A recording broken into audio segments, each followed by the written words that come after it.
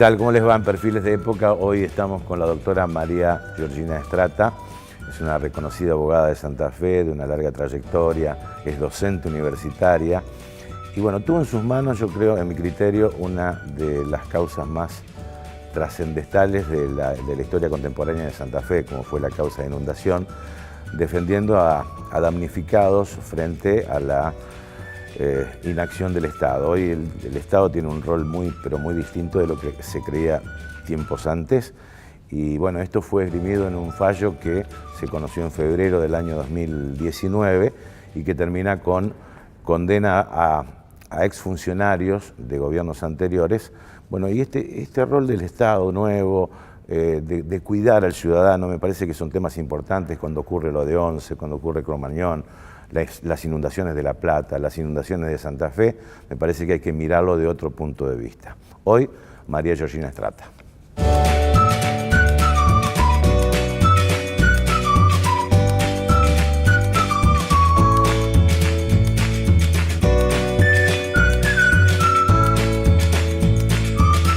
¿Qué tal, María? ¿Cómo te va? Hola, ¿cómo estás? Bien, muy bien.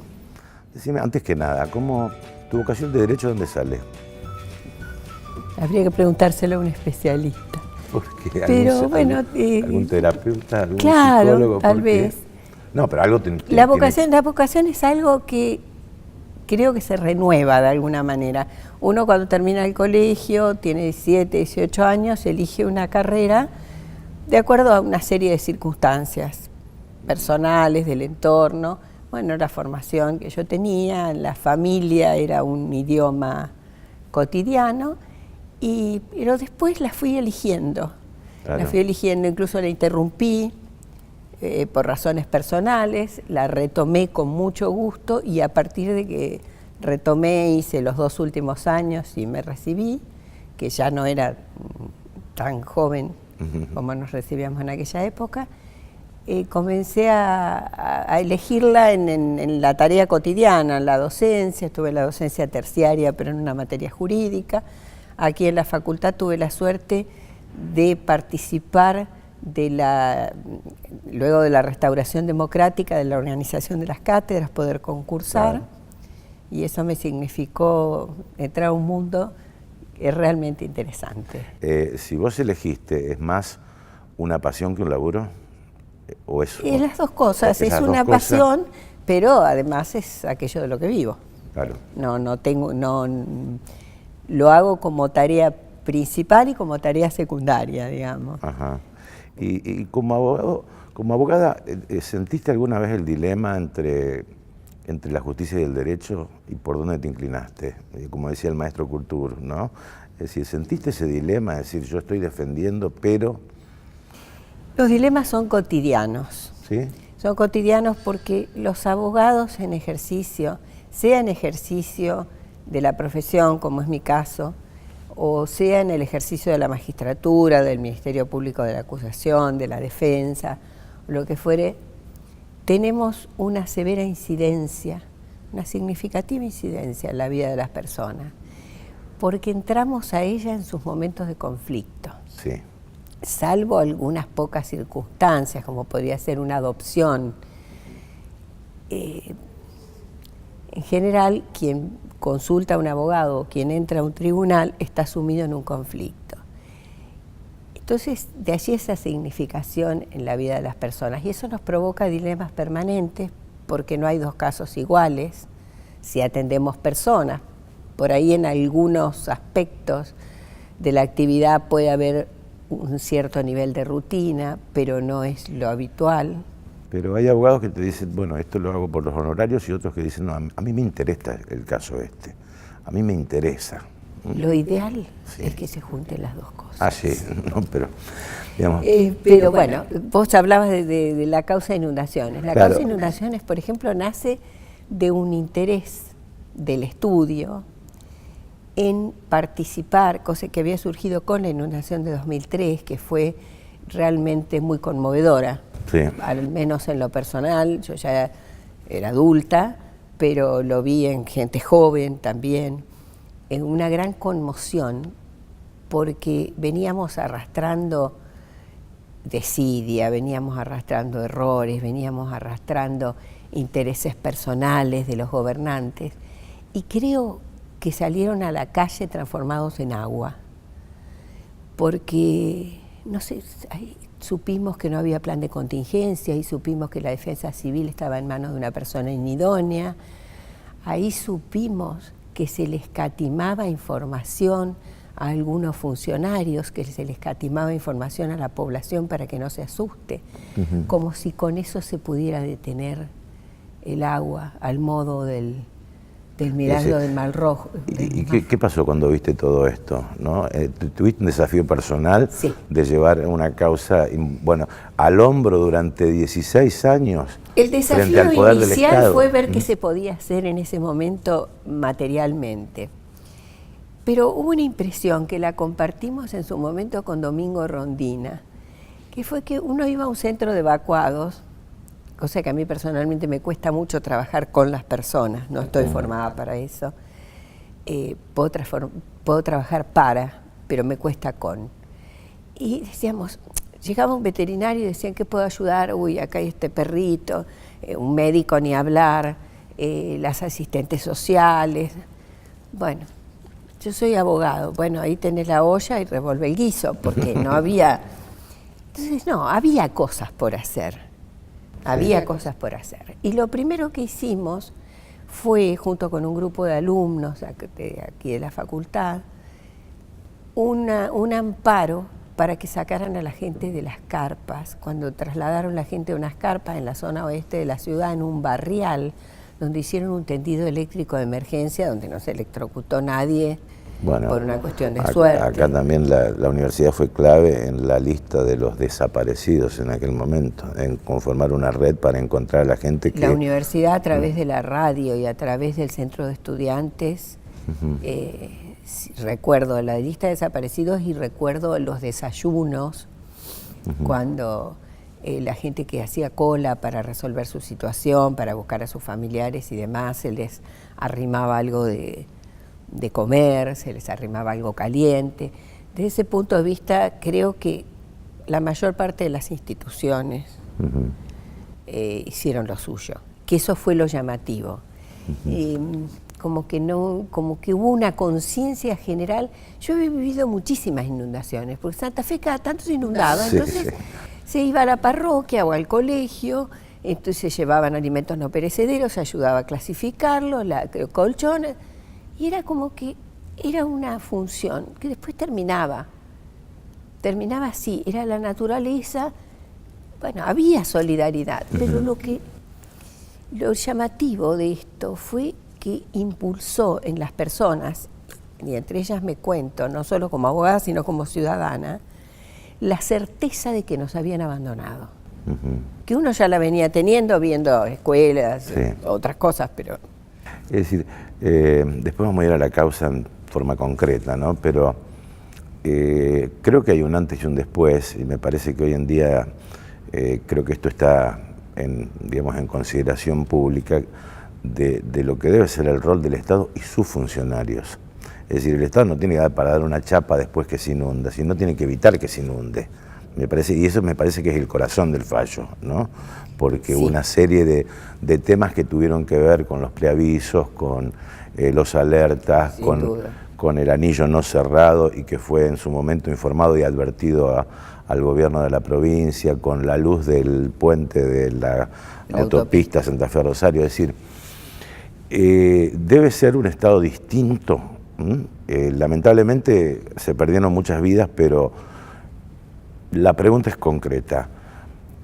Porque acá hay una culpa, hay condenas a funcionarios. ¿El hecho de haber hecho las obras después significa algún grado de culpabilidad admitido por el Estado de no haberlo hecho? Sí, yo creo que es una exteriorización, porque acá hubo un íter entre la planificación, que fue buena, la planificación de las obras. Acá Reutemann entró a su primera gobernación, estamos hablando del año 91, para los más jóvenes, entre Reutemann y Obeid gobernaron alternativamente la provincia durante 4 periodos por la imposibilidad constitucional de reelección, la prohibición constitucional de reelección que aún rige, y Cuando Reutemann inicia ese ciclo de 16 años, lo primero o una de las primeras cuestiones que aborda es la del agua, es la de la inundación. Presumo que porque vio la inundación que precedió, que fue contemporánea a su ingreso a la Casa Gris. Y esa planificación incluía que el anillo de Santa Fe se cerrara. A Santa Fe había que encerrarla en un anillo porque por su altura sobre el nivel del mar, por su ubicación en valle de inundación de Dos Ríos, había que cerrarla. Ese plan fue bueno. No se hizo, se inundó la ciudad. Se hizo y la ciudad no se inundó más. Creo que todos estos años transcurridos, estos 20 y pico de años, desde aquel primer plan hasta hoy, dan cuenta de que eso que pasó en 2003 tenía una razón de ser en la inacción de la provincia. Ahora, la provincia lo que dice que fue un pico extraordinario, que no se daba en 800 años, que era imposible de prever la posibilidad de que Santa Fe quede bajo agua. No, es imposible de prever porque hasta está escrito en las profecías de Nostradamus que hay una de la Santa Fe que va a quedar sumergida bajo el agua. De que hay una ciudad, no dice Santa Fe, pero que hay una ciudad que va a quedar sumergida bajo el agua y da unas ciertas características que hasta podría pensarse, por supuesto que eso tiene que ver con lo mágico. Pero si no saben que la ciudad se podía inundar es porque no estudiaron y porque no podían ser gobernantes. Porque las ciudades se construían, y estas son cosas que aprendimos a raíz de la causa, se construían por parte de los españoles que ocuparon estos territorios en los valles de inundación de los ríos. Se construyeron a la orilla de los ríos como una manera de defensa, de obtener agua, por una serie de razones. Sí. Esta ciudad se construyó en un lugar que nunca se inundó, pero después fue trasladada porque pero la confluencia de los ríos generaba una situación de defensa. Bueno, la ciudad ya se emplazó, ya está. Entonces eso hay que saberlo, claro, cuáles son los riesgos que ahora, eso significa Georgina, en una planicie. Si uno toma un mapa de la ciudad de Santa Fe de 1920-30, después del terraplén Irigoyen, 2 o 3 cuadras después de Avenida Freire, eso figura como Bañados del Salado. No figura como un loteo que después se urbanizó, por llamarlo de alguna forma. O sea que ¿sabían los ingleses o no que construyeron los ferrocarriles o no? ¿Mm? ¿Sabían los ingleses que construyeron los ferrocarriles? ¿Sabían los holandeses que hicieron un país en donde lo hicieron, con los riesgos que se dice que están corriendo? ¿Sabían quienes construyeron el puerto? Porque las manzanas de 25 de mayo hacia el este tuvieron catastro hace relativamente poco, porque eran todos terrenos ganados al río, donde está el Correo, por ejemplo. Sí, eso era el río también. Eso era el río. Bueno, es decir, encima el Salado tiene la particularidad de que desemboca en el Paraná en forma de bañados. Sí, es una península lo nuestro. Claro. Santa Fe, si la miramos un poquito en un mapa, haciendo distancia, como permiten ahora los sistemas, es un triángulo invertido, cuya zona sur y oeste es altamente vulnerable al avance del agua. Y su zona este también cuando crece el Paraná. Con lo cual es una ciudad que tiene que estar en alerta permanente respecto del agua. Y a eso se suma algo que dicen los entendidos, ya que estoy repitiendo, no estoy afirmando nada de mi coleto, que el cambio de régimen de lluvias generado por diversas conductas humanas y por diversos cambios geológicos, meteorológicos, no sé, el cambio de régimen de lluvias hace que haya más agua que manejar. Vamos a hacer una pequeña pausa. Me gustaría hablar del rol del Estado, si puede existir mala praxis política o administrativa de un Estado o de sus funcionarios, hasta dónde llega, digamos, este grado de responsabilidad, porque un ejemplo, ¿no? Tal vez un ingeniero en obras públicas dice que hay que agrandar la luz del puente y el gobierno le dice no, pues no tenemos presupuesto para hacerlo. Es decir, ¿hasta dónde llega el grado de responsabilidad política o técnica en este caso? ¿Te parece? Enseguida.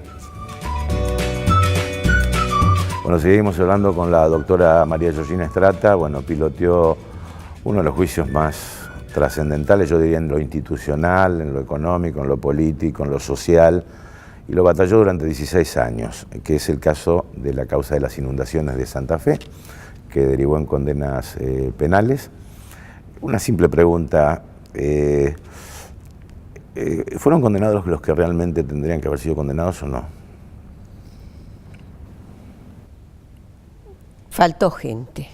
En esa causa faltaron convidados, que entiendo que fueron protegidos de alguna manera, estuvieron blindados por distintas circunstancias. No quiero hacer referencia a personas, no, está bien, porque no puedo, porque no podría dar los nombres, pero sí las circunstancias indicaron un blindaje, que fue el caso de los dos exgobernadores. Quizá otras personas también, pero hay una cuestión que la Constitución de Santa Fe insiste mucho en reiteradas normas y en reiterados asuntos en la función del gobernador como jefe de la provincia. Yo creo que quien se postula como gobernador tiene que saber que va a ser el jefe, en este caso de casi 3 millones de personas, en un ámbito de cierta extensión territorial, en distintos climas y suelos, sin un pellizco, como dice José Pedroni, sin altos y sin bajos, pero sí de distintas características, desde la cuña boscosa hasta la ubérrima pampa húmeda en el límite con el norte de la provincia de Buenos Aires. Y esa jefatura es cuidado. El jefe no es el que manda porque es jefe. El jefe es el que manda para cuidar. Y ese mandar para cuidar, dicho de una manera elemental, trasladado a una organización compleja como es el Estado, implica conocer, tener equipo, claro, y postularse para gobernar cuando todo eso se tuvo antes. No ir aprendiendo sobre la marcha porque se trata de una cara que mide o de gente que adquirió popularidad en otros ámbitos. Claro. Es decir, esto traducido en términos periodísticos, esto requiere un mayor profesionalismo del plantel político, te diría, o digamos, el poder político debe consultar al técnico. Digo esto porque las catástrofes naturales se suceden, las inundaciones se suceden, la tragedia de Once ocurrió, pero el Cromañón ocurrió. Sobre la base de lo que se propone. Sí. Tienen que consultar. Los técnicos son indispensables. Quien va a hacer un plan educativo tiene que consultar a educadores. Ahora, primero tiene que desear, tiene que tener la voluntad política de hacer un plan educativo y saber a dónde quiere llegar, o tener una idea y asesorarse. Pero no se puede juntar la gente porque tiene aún convocando técnicos, porque nosotros teníamos en ese momento lo que hoy es un ministerio, en ese momento era una dirección de hidráulica, la teníamos una dirección de defensa civil o junta de defensa civil, van cambiando los nombres de las instituciones, pero había una institución de defensa civil y había una dirección de promoción comunitaria. Y lo que no hubo fue coordinación. No se podía pensar que se iba a inundar la ciudad.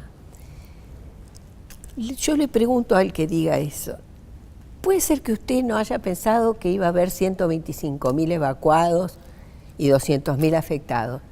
Pero usted debía saber que Santa Fe es inundable. Acá no había plan de contingencia ni para 10 inundados. Sí. Es decir, no es el plan de contingencia que sí teníamos, no fue suficiente por lo enorme de la situación. No teníamos plan, porque no nos íbamos a inundar. Estamos a orilla de 2 ríos, en la confluencia de 2 ríos, prácticamente al nivel del mar, pero nosotros no nos íbamos a inundar. Eso, bueno, es una de las variantes de la culpa, la negligencia, la omisión de hacer las obras que tendrían que haberse hecho. Y en la parte civil, ¿el Estado tiene que responder en tu criterio?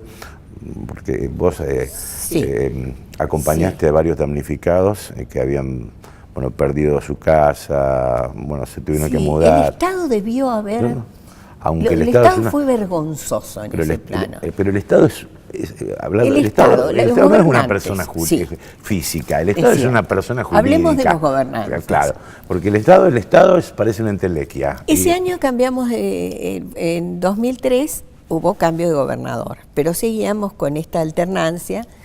Reutemann terminó su gobernación y llamativamente, y hay que decirlo, fue elegido senador cuando todavía el agua no había terminado de bajar, y en Santa Fe tuvo un amplio nivel de aceptación y de electorado.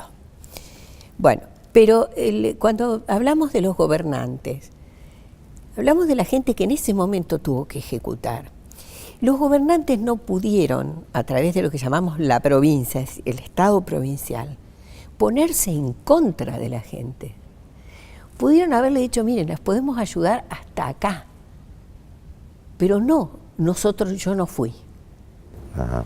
Ese fue el tema, y crearon un ente de reparación que costó más en burocracia que en reparaciones. ¿Y qué le contestás a aquel damnificado mejor dicho, aquel no damnificado que dice, por culpa de los gobernantes, porque esto está en el fallo, o sea, es el estrago culposo agravado, o sea, Sí. Por eso digo culpa, ¿no? Sí. Todos los santafesinos tienen que pagar la mala acción de sus gobernantes. ¿Qué le contestás? Porque el Estado somos todos. Más, hay que contestarle una vez más. Ahora se ha puesto muy de moda la expresión, sobre todo en gente, no hablo de los profesionales de los medios, pero sí en los asistentes, concurrentes asiduos a los medios. Yo pago impuestos, sí, todos pagamos impuestos. Más pobre es la persona, más le inciden los impuestos que paga cuando compra alimentos y demás. El tema es que hay que saberlos gastar, y el mal gasto de los impuestos es viejo como el hombre. Y yendo concretamente a nuestra provincia, a la gente hay que decirle, y sí, el Estado actúa mal en un montón de cosas y después eso nos cuesta más caro. Si un edificio público no se repara a tiempo, no se mantiene como se debe o no se construye cuando se debe, hay que hacer reparaciones costosas de último momento, alquilar edificios caros, vivir emparchando. El tema de los edificios públicos, por ejemplo, es una muestra de eso. Sí, o bueno, la explosión de calle Salta en Rosario. Ni hablar de las catástrofes. Claro, o la tragedia de Once, ¿no? Claro, eso son cosas que no se reparan los trenes y entonces el tren choca. No sé, desconozco exactamente las razones, pero evidentemente un tren que choca tiene que ver con el dueño de los trenes, o quien tiene la responsabilidad de que los trenes no choquen. ¿Estás satisfecha con la condena? Y segunda pregunta, ya para ir cerrando. Un juicio que dura 16 años. Hay gente que ya no vio esta sentencia. Hay muchísima gente que no la vio, y lo más asombroso es que el juez que la dictó era un niño cuando esto ocurrió, o un niño o un joven. Sí. Es decir, que la extemporaneidad de la respuesta tiene muchísimas implicancias. Desde lo económico, ya sabemos, desde lo económico las cosas hubo que repararlas enseguida, pero como respuesta del sistema penal a la comunidad, que se vio afectada, porque se vio afectada toda la comunidad, por distintas razones, hasta emocionales, se vio afectada, todas las personas sensibles se vieron afectadas. Como respuesta, fue tardía por muchísimas razones. Primero, el sistema penal que regía,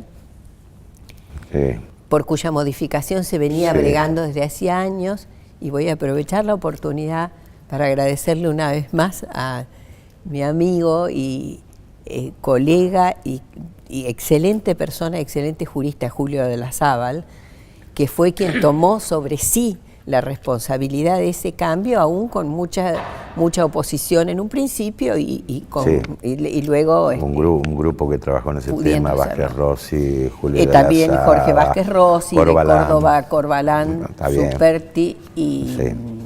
ríos. Claro, o sea, bueno, eso es el sistema que duró 16 años, ¿no? Pero... Bueno, el sistema fue una cuestión. Después, la actividad defensiva, que eso es lo que no se puede objetar. El imputado se defiende Está bien. todo lo que puede. Ahora, también, por ahí se demoraban 2 años en proveer la prueba, por ahí uno tenía la sensación de que alguien decía, un poco freno, esto por ahora no. Por ejemplo, nosotros pedimos que se grabaran las audiencias. Pedimos que se grabaran las audiencias para tener mejores elementos a la hora de fallar. Tuvimos un mes entero de producción de prueba cotidiano, o 2 meses, no me acuerdo ya, porque de la producción de la prueba ya llevamos como 6. Sí, más o menos, ¿no? Bueno, y se nos negó, por ejemplo, hubo un juez que nos negó y nos quiso sancionar porque pedimos que las pruebas se registraran. Bueno, era toda otra mentalidad. Esta causa entró en ese agujero negro de la transición de un sistema al otro. Y eso también ayudó. Pero además creo que mucho tuvo que ver el sistema y sus operadores. Gracias, gracias. Muy amable, María Georgina. Gracias a vos. Gracias,